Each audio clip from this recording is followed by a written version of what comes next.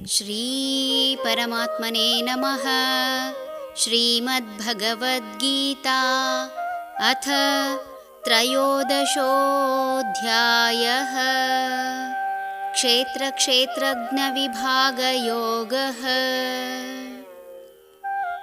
ಪುರುಷಃ ಪ್ರಕೃತಿಸ್ಥೋ ಹಿ ಭುಂಕ್ತೆ ಪ್ರಕೃತಿಜಾನ್ ಗುಣಾನ್ ಕಾರಣಂ ಗುಣಸಂಗೋಸ್ಯ ಸದಸದ್ಯೋನಿ ಜನ್ಮಸು.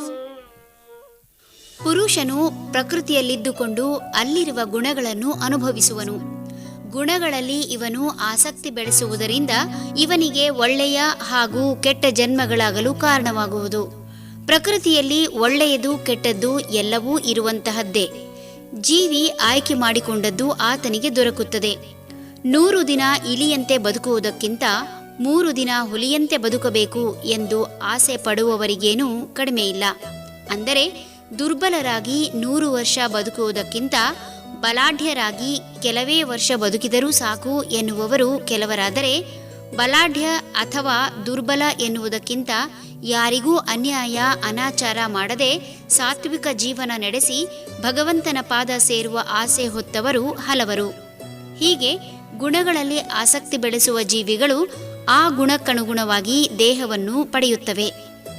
ಒಂದು ಕುಟುಂಬದಲ್ಲಿ ಹಿರಿಯರು ಮಾಡಿದ ಪಾಪ ಪುಣ್ಯಗಳನ್ನು ಅವರ ಮಕ್ಕಳು ಹಾಗೂ ಮೊಮ್ಮಕ್ಕಳು, ಹೀಗೆ ಒಟ್ಟಾರೆ ಕುಟುಂಬ ಅನುಭವಿಸುತ್ತದೆ ಎಂಬುದು ಬಹಳಷ್ಟು ಜನರ ಅಭಿಪ್ರಾಯ. ಆದರೆ ಇದು ನಿಜವಲ್ಲ. ಈ ಶ್ಲೋಕದ ಪ್ರಕಾರ ಕುಟುಂಬದ ಹಿರಿಯರ ಅಥವಾ ತಂದೆಯ ಅಥವಾ ತಾಯಿಯ ಗುಣ ಅಥವಾ ಅವಗುಣಗಳಲ್ಲಿ ಆಸಕ್ತಿ ತಾಳುವ ಮನುಷ್ಯ ಮುಂದೆ ಅವರಂತೆಯೇ ಬದಲಾಗುತ್ತಾನೆ.